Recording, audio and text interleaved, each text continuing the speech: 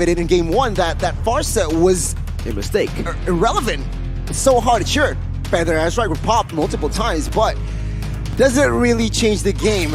No. So let's just focus now for game 2, where BREN will have the blue side here, banning out that Faramis and as well as Akai. BIGETRON though, what will they go for here? Ban, and seems like now Valentina ban comes through. Let's see, you know, a lot of these teams have actually found more success as the second pick.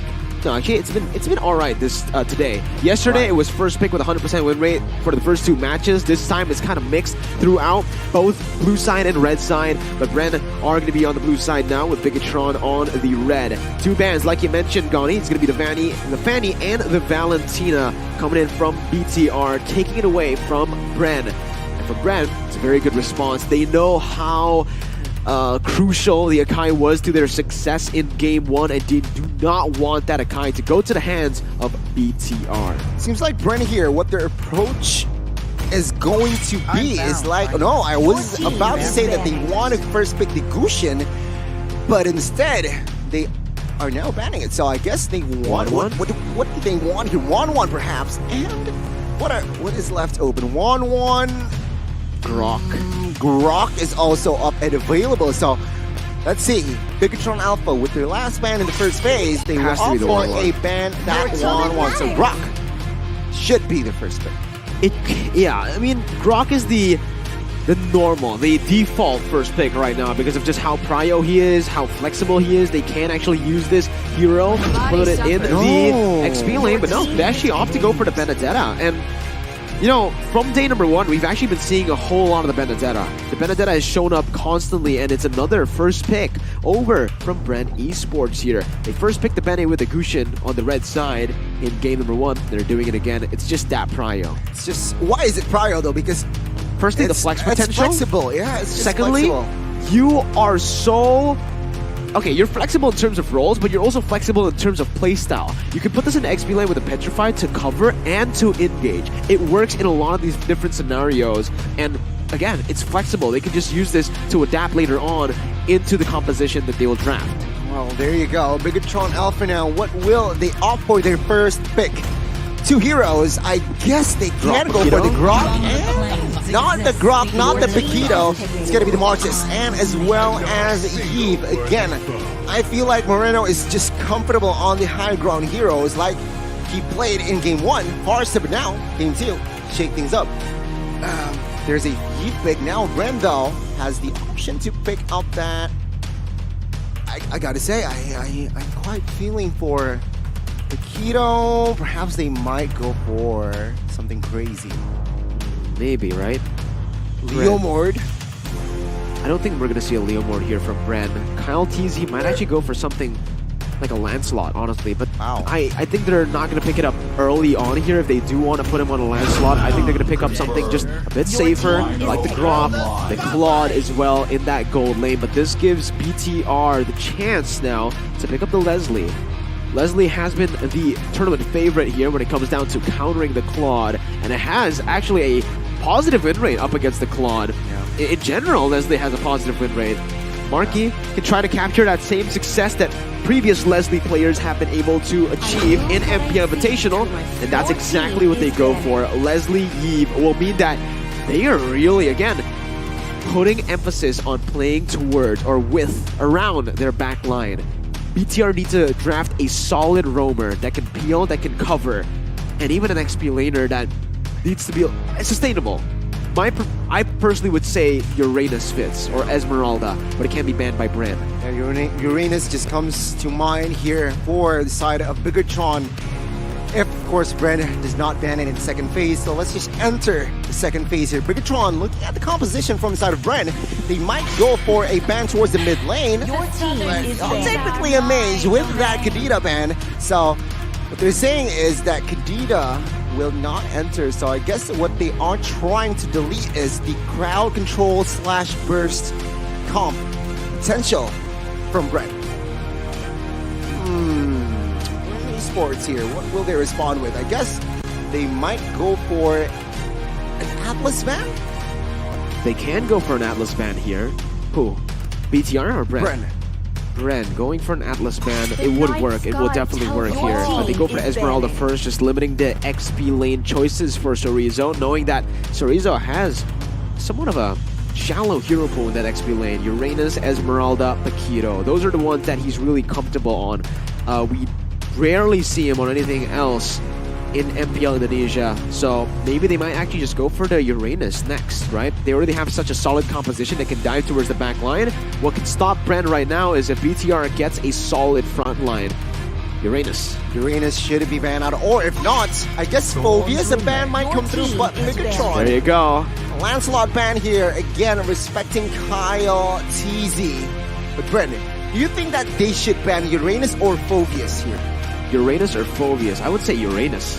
Phobius isn't really going to be a threat for BREN right now, in my opinion. Looking at it, it's just the Benedetta that can really proc that, while charge and the BMI as well. But there's no one that you can really... Yeah, there's no one to really target fully on the Phobius here. The Benedetta can actually even negate all your damage by dashing out of the range, or the AoE range of the Demonic Force. So BREN, I think the most likely ban is either going to be Uranus or the Respect Atlas, like you mentioned. All right, we'll see here, BREN, at last ban before we enter the second phase of picks. It seems like they're taking the time, but no, Paquito will be banned out here from the side of BIGETRON. Now, what will they respond with here? The first pick of the second phase rather quickly here with that Giant. So I guess what they want to achieve with this Giant is that, of course, that ult that can just be provided, aggroing the Claude, and of course, perhaps catching bodies like the Benedetta, and of course, provide cover for that Leslie in the late game is going to be crucial. Claw, yeah, that's the main reason, right? Because for this Jawhead, not only can you go for picks, but you can also cover for your marksman. With your ejector, you can actually help your marksman get out of sticky situations, like a dive, perhaps, from BREN that they're really trying to look for right now. And you can see Grok and Bene both already picked up. Grok can still be flexed, so can the Benedetta. One of the choices that BREN can go for is definitely just that Assassin, but they go for the Selena. This Grok-Selena combination that we usually see a lot, and it's a Julian in the jungle as well. It's full dive / pick for BREN Esports. And for BTR, they need someone to sustain this damage. And I think, again, it's that Uranus. They're gonna, I think the Uranus just fits here. They need someone with sustain. They already have engaged, proper engaged, good pick, good cover. Uranus just adds that next level frontliner for BTR. What would another option be though? Oh, okay. Wow. Diggy is my name. XP lane Martis, Jawhead jungle? Jawhead on the hands of what? Wait, what? Yeah, Chorizo. Chorizo with the Jawhead XP. Jawhead XP, okay, so... Okay, that's very interesting. They go for the Diggy in the end, and you know what? I actually really like the Diggy here, because it really depends though. I mean, I guess that Jawhead, that XP is just a losing lane, but I guess what BIGETRON... I don't think it's a losing lane. Jawhead does... Benedetta. Yeah, Jawhead does pretty well in lane, man. If it's just duels. Well, we'll see. We'll see. Obviously, early game, that's a laning phase, right? True, so Jawhead should have the upper edge here, and actually, they might actually be able... The thing is, Chorizo plays weak side, usually. He doesn't get ganked a lot, so on the Jawhead, I'm very interested to see what he's able to do. Or what their plan is. Maybe they go towards the XP lane. We'll see. Ladies and gentlemen, let's start and jump to the Land of Dawn here for Game 2 between BREN and as well as BIGETRON. Can BREN a clean house 2-0, or can BIGETRON force a Game 3 in the series? Take a look here. As, I guess, of course, from the spells, nothing stands. Chorizo high and dry, though. Yeah, there you go. Okay, damage. So that's what they're going for. He wants to go for the duels in the XP lane on the Jawhead using that high and dry. And he's just going to go towards that top side to help Marky, who's already going to be winning in this lane in a 1v1. Just on a draft standpoint, this matchup is better for the Leslie. Oh, that was a very close Abyssal Arrow. And the thing is, BTR can actually negate a whole lot of that kill pressure from the Grok-Selena with this Diggy. Yeah, do note that Key is also on that Impurage, so I guess Key is building towards that damage Diggy, which of course, Claude is gonna have a tough time while farming. Take a look at that. BMI just to cover, just to escape from that time bomb. And it's gonna be a very, very nasty top side here, forward side of BREN in the early minutes. We'll see though. Ogwen gets a lot of damage done, but take a look at that, forcing Ogwen to use that flicker. Max hasn't succeeded to find the kill just yet here in the early minutes. Good steal on that gold buff by Super Marco, facilitated by the Abyssal Arrow, obviously. But right now, BREN are actually doing a pretty good job at actually clearing out the waves and getting some levels and gold onto the hands of Super Marco, despite having that losing lane up top. Even at the bottom side, even though Cerezo wins in the duels against this Benedetta, it's very hard to pull off. But look at the bottom side. I think it was an ejector that was popped. 2v2 here as of now. You can see here, Flap TZ almost, well, is at half HP. Turtle will be the main focus here for both junglers. Max has no buffs though. We'll see how it will be the approach from the side of BIGETRON. Ogwen trying to zone up more right now.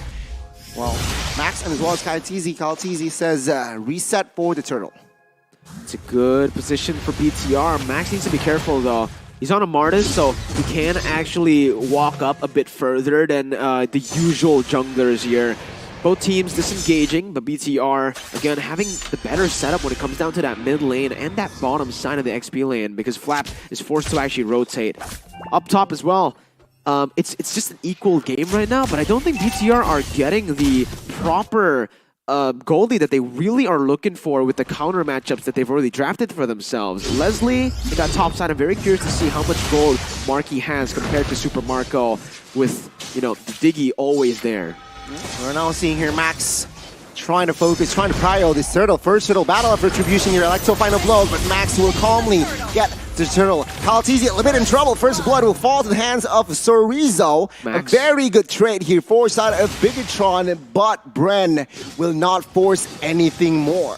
There you go. 700 gold lead already for BTR early on. This is what you can expect, honestly, from the Martis, from the Jawhead as well. Very good single target lockdown, especially with the high and dry. And Flap respects that here. Max is going to go to the enemy jungle knowing that the Jawhead can help him out. Kyle's zoned away.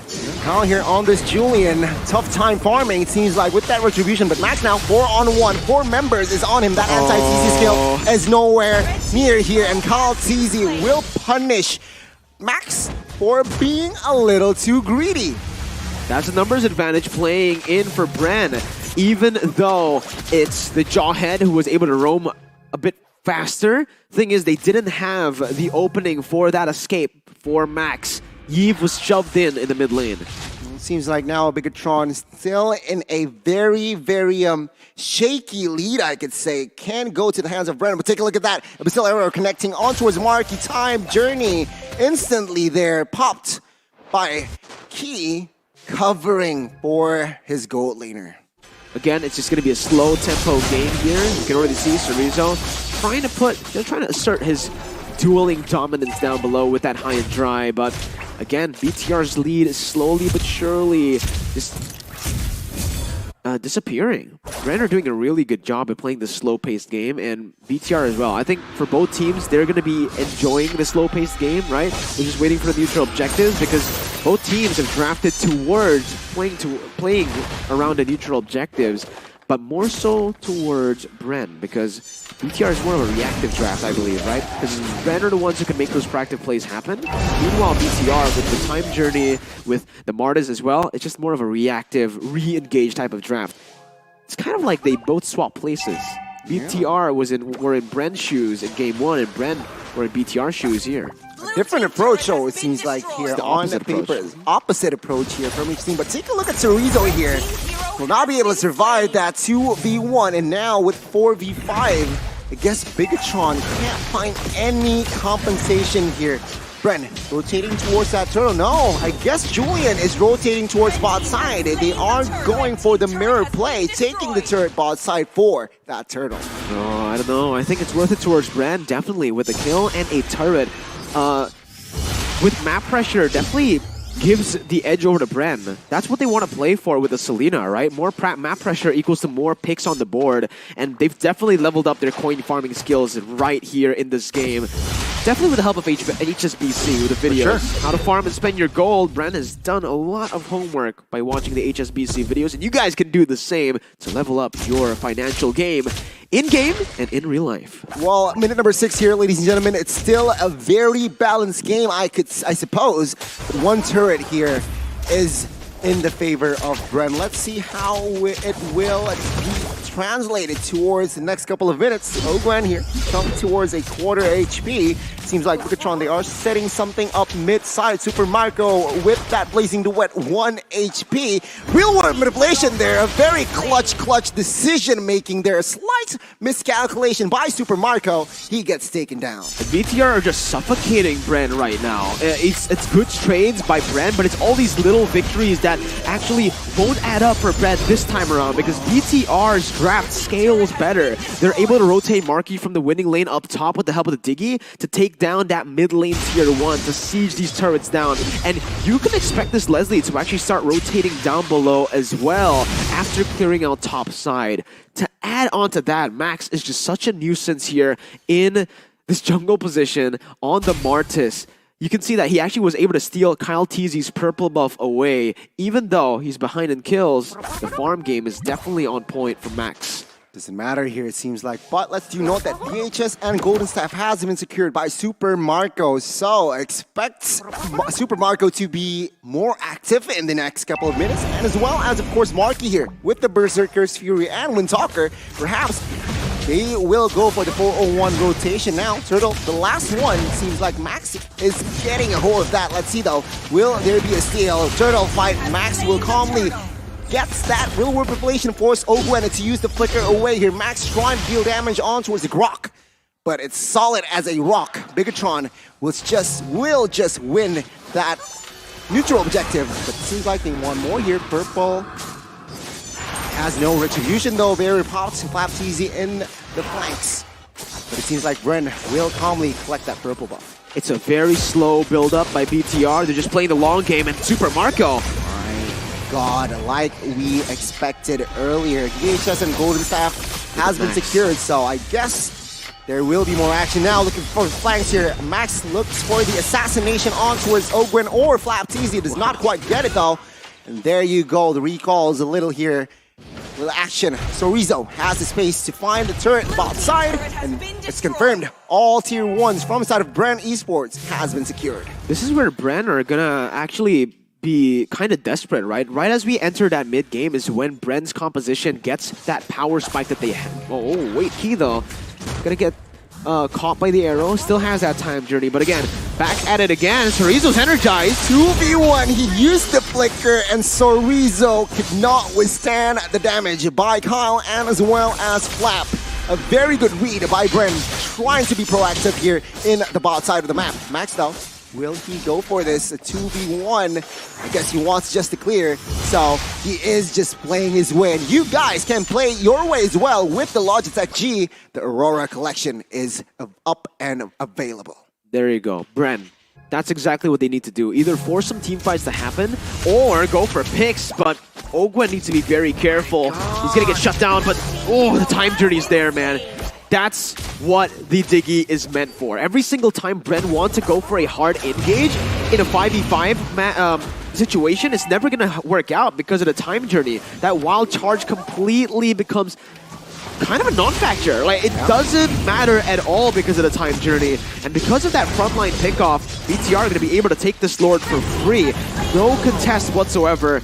BTR pushed their lead to 3,000 as they're very happy playing this low pressure, very slow tempo game. Yeah, I mean, we gotta say, right, the wall charge, the abyssal arrows is just irrelevant here in this game solely because of that Diggy. And now, with this tier 2 taken down top side, it just adds more pressure here for BIGETRON to give out BREN Esports. Lord has been spawned as well. Now, BREN Esports has less space to play around.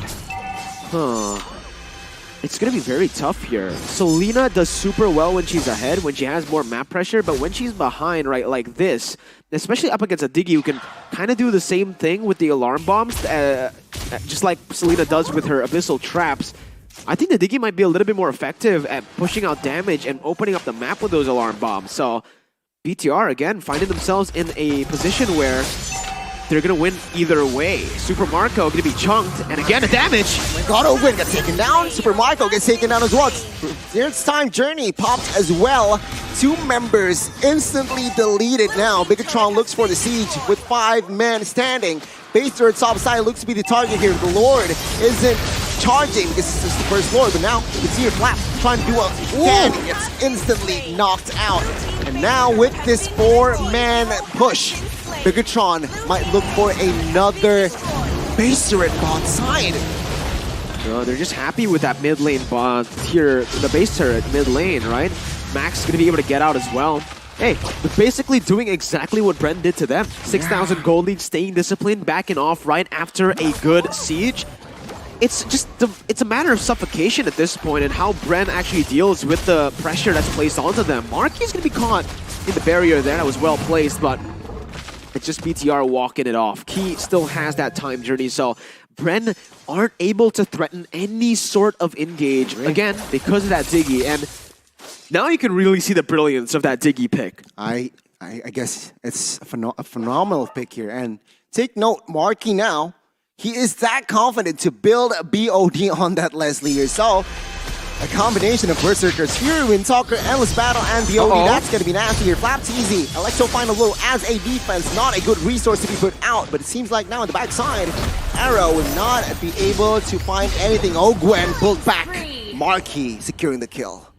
It's just, it's very frustrating if you're BREN. There's nothing you can do at this point. I think they simply got outdrafted here in the game, right? BTR have answers to every single weapon that BREN want to go for. Even the Abyssal Arrows. It's been landing on Marky, on Moreno, but it hasn't been putting on any impact as Kyle's going to be engaged on. Real world manipulation pop, Super Marco, pop that with a nature. Kyle Teasy deleted here, and now Flap Teasy looks for a kill, but he survives with 1 HP. 5v4 now. BIGETRON looks for the discipline play, realizing that neutral objective Lord is up. So I guess that's going to be the main focus and agenda. BREN, looking from the rotations, it seems like they want to contest here. Can they make it though? Marky needs to be careful. Wild charge comes, and now he is in trouble. Max though, dealing damage on towards Ogwen. Flaps easy in the backside, finds 1. 3 members down now. 2 in that exchange, and now Few cannot escape. They can add Selena. BIGETRON, who were just retreating, now can end the game. BIGETRON looking forward to equalize here in this game. BREN Esports, they are in shambles. They are, right? The draft really didn't help them here again. It was, oh my god. The combination, real word, and as well as that ultimate snipe. And with the 4-man pushing, it seems like the base now is just too exposed.